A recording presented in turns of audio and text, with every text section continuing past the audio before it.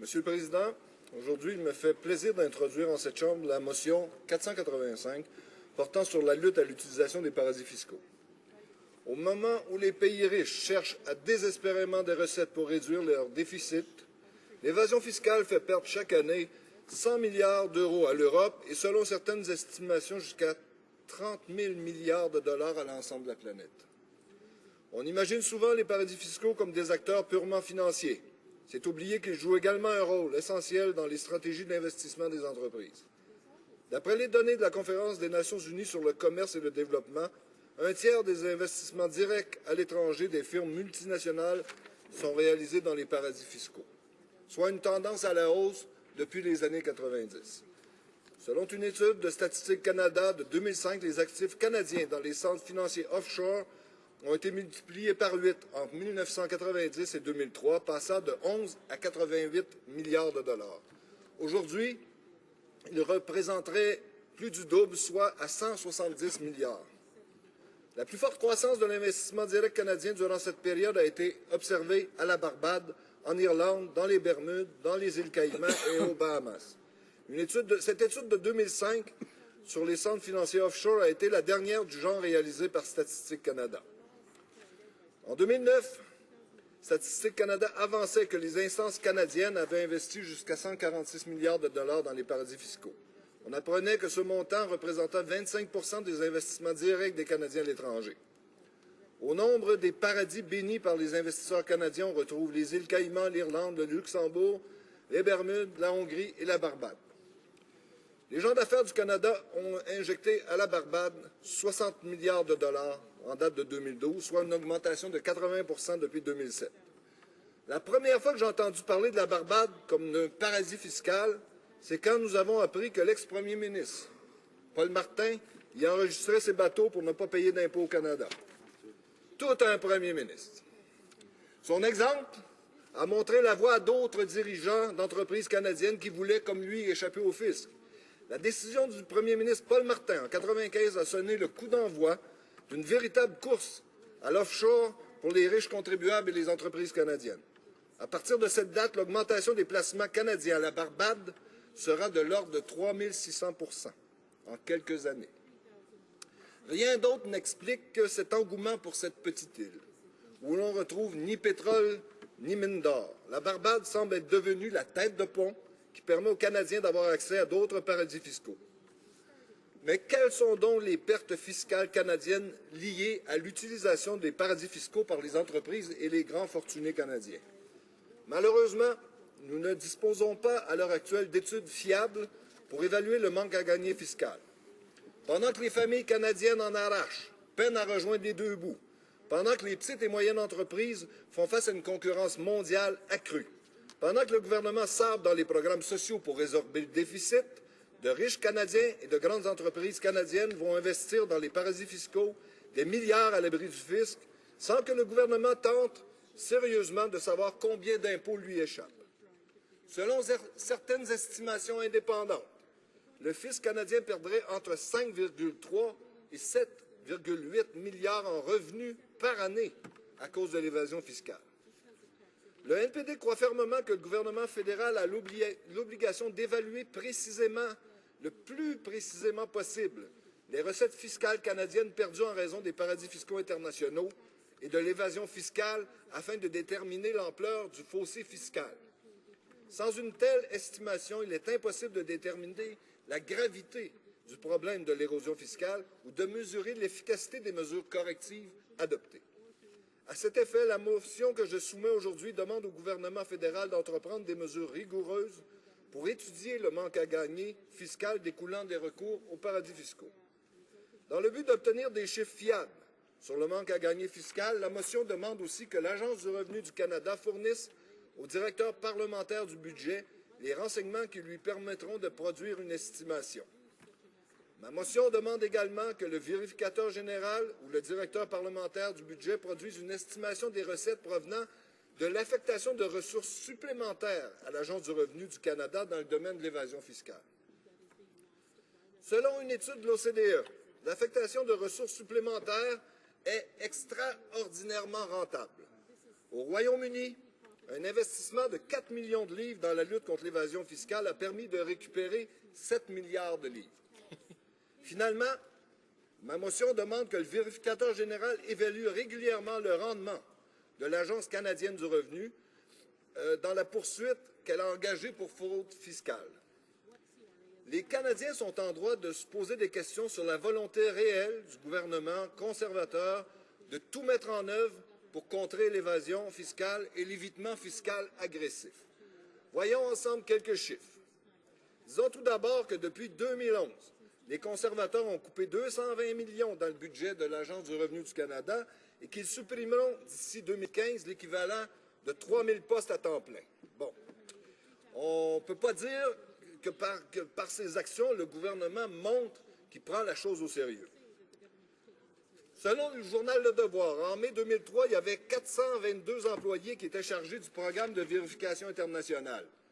Bien que ce nombre ait augmenté un peu au cours des 3-4 dernières années, il reste inférieur aux 512 employés qui étaient actifs en 2008.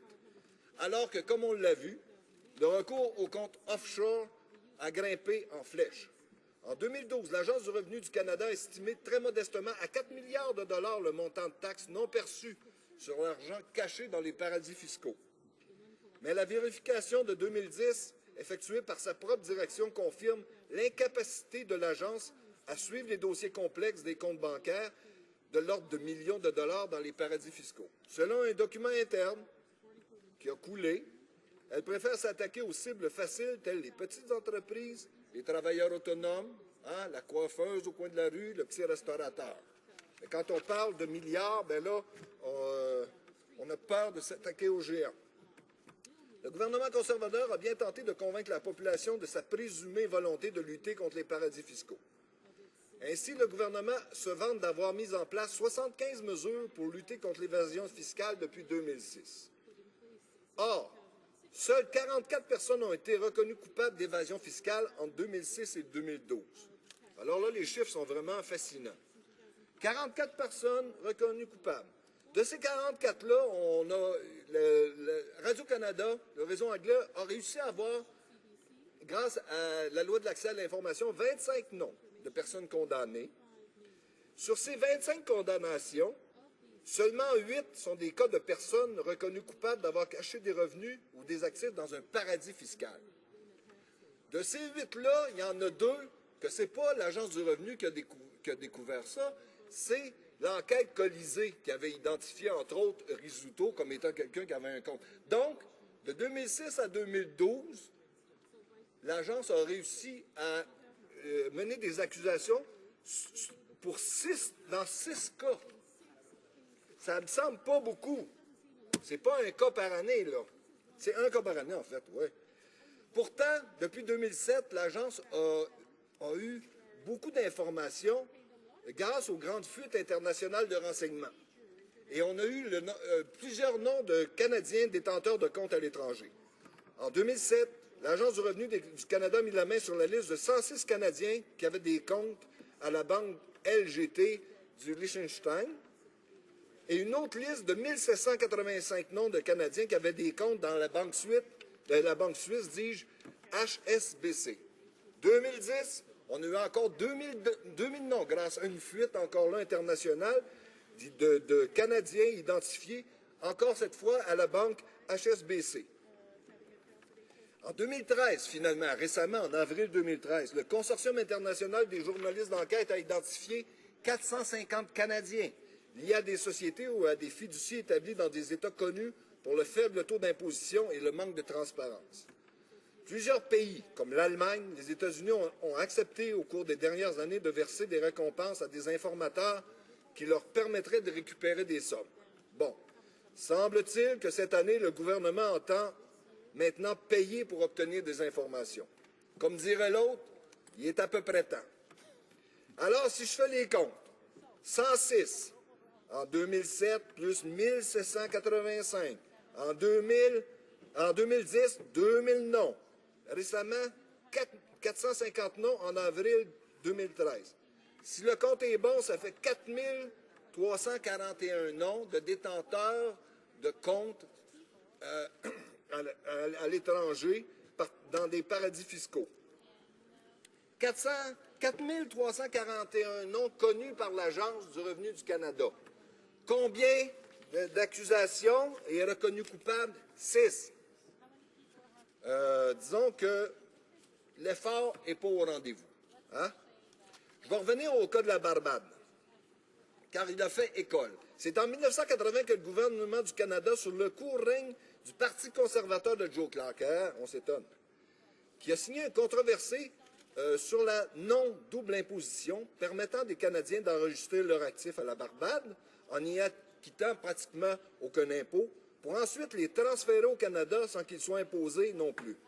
Il suffirait d'abroger cette entente avec cette île caribéenne et le Canada pour mettre fin à ce fléau.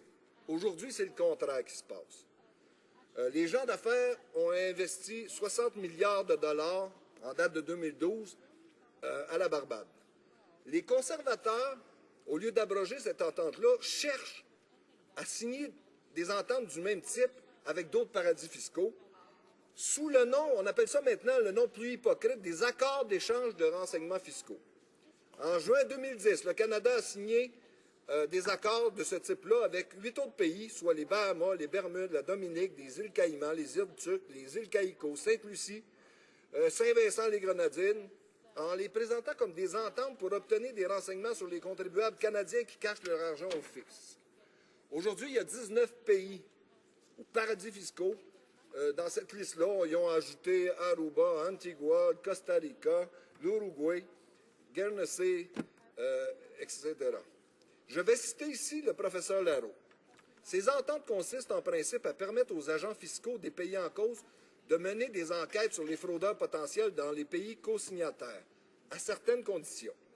Mais par rapport aux autres ententes en vigueur dans le monde, l'accord d'échange de renseignements fiscaux canadien comporte une particularité. Eh oui! Dans le budget 2007 du gouvernement conservateur, on a inscrit une clause indiquant que les investisseurs canadiens qui placent leurs actifs dans un des paradis fiscaux signataires avec lui d'une telle entente pourront ensuite rapatrier leurs avoirs au pays sous forme de dividendes sans payer d'impôts. Or, en même temps que la signature d'entente d'accords d'échange de renseignements fiscaux avec les paradis fiscaux, le gouvernement conservateur a effectué les modifications législatives qui ont dénaturé ces accords. Ceux-ci ne prévoient plus seulement l'échange de renseignements, mais bien l'exonération d'impôts des revenus des filiales situées dans les législations concernées. Voici ce qu'en dit la grande firme d'experts comptables Deloitte. Pour inciter ces pays à conclure un accord avec le Canada, le règlement de l'impôt sur le revenu a été modifié en 2008 pour étendre aux pays ayant conclu un tel accord le bénéfice de certaines dispositions fiscales touchant l'impôt des sociétés dont ils ne pouvaient auparavant jouir apparemment jouir que certains pays avec lesquels le Canada avait conclu une convention fiscale. En vertu de ces dispositions, si une juridiction conclut un accord avec le Canada, le revenu réalisé par la société étrangère affiliée à une société canadienne qui réside dans cette juridiction et qui exploite une entreprise sera inclus dans le surplus exonéré et par conséquent, les dividendes versés à la société canadienne par cette société affiliée ne seront pas assujettis à l'impôt canadien. Ça, qui dit ça? C'est la grande firme d'experts Deloitte. On va en finir avec la duplicité canadienne. Hein? Il y a d'autres mesures qui pourraient être mises en place pour en finir. L'Agence du revenu devrait exiger que les sociétés morales canadiennes, y compris leurs filiales, divulguent tous les impôts payés à l'étranger, ventilés par pays, afin d'améliorer la transparence des activités des sociétés canadiennes ayant recours aux abris fiscaux. Que le gouvernement crée un système efficace permettant d'identifier les facilitateurs de l'évasion fiscale, y compris les comptables, les avocats et les autres professionnels, que le gouvernement fédéral réévalue quantitativement l'efficacité du modèle bilatéral des accords, des fameux accords d'échange de renseignements, que le gouvernement fédéral s'efforce davantage de collaborer à l'échelle multilatérale et que le comité des finances consacre une étude à la question du prix de transfert par les multinationales, y compris l'examen des meilleures pratiques internationales en ce domaine. Je vous remercie de votre écoute patiente, Monsieur le Président, et je suis là pour répondre aux questions.